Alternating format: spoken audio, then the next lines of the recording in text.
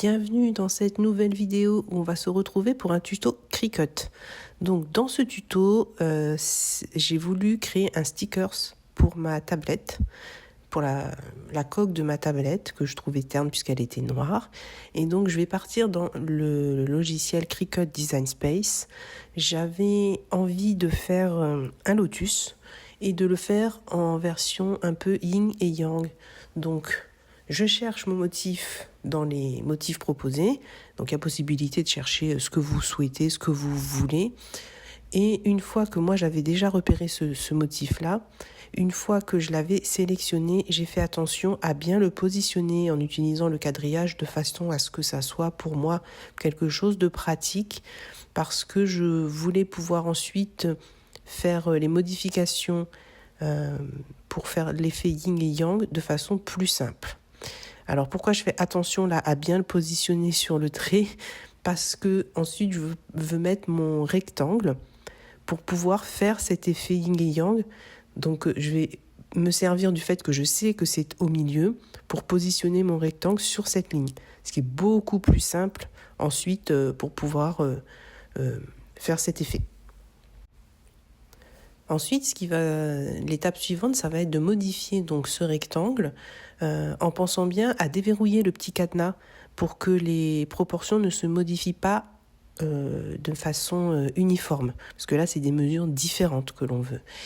Là, je m'étais trompée dans les modifications, donc c'est pas grave. Hein. Je pense bien, j'ai annulé, on redéverrouille et ensuite on fait la modification à la longueur souhaitée.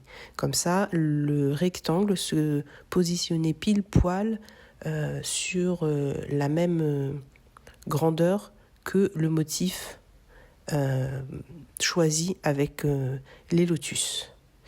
Alors, pour mieux voir, moi, j'ai changé la couleur. C'était rien à voir avec le fait que ça allait être le vinyle que j'allais utiliser. C'était juste le fait que je voulais pouvoir voir mon motif. C'était beaucoup plus simple pour moi. Donc, je change la couleur. J'aime bien travailler en couleur. Je trouve ça beaucoup plus pratique. Je vais penser ensuite à couper ce motif avec ce rectangle. Et vous allez voir, ça permet ensuite d'avoir le motif qui se sépare et d'avoir une inversion. Voilà, yin et yang, parfait, c'était ce que je voulais. Et avec ce contour carré d'un côté et de l'autre côté, le contour net juste de la fleur.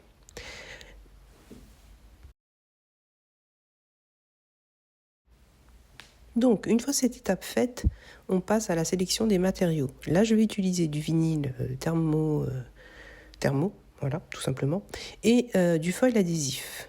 Je suis dans les tons de bleu parce que du coup c'était mon idée de base et que c'est un peu ma couleur préférée, les bleus de toute façon, pas forcément ce bleu là mais le bleu en général. Donc je prédécoupe les matériaux de manière à ne pas gaspiller et à pouvoir réutiliser les utiliser de façon optimale en fait, parce que ça coûte quand même.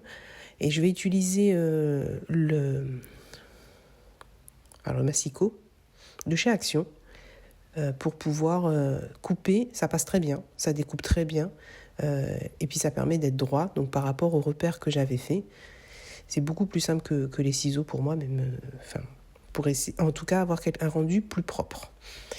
Donc je découpe mon morceau de vinyle métallique, mon morceau de vinyle thermo.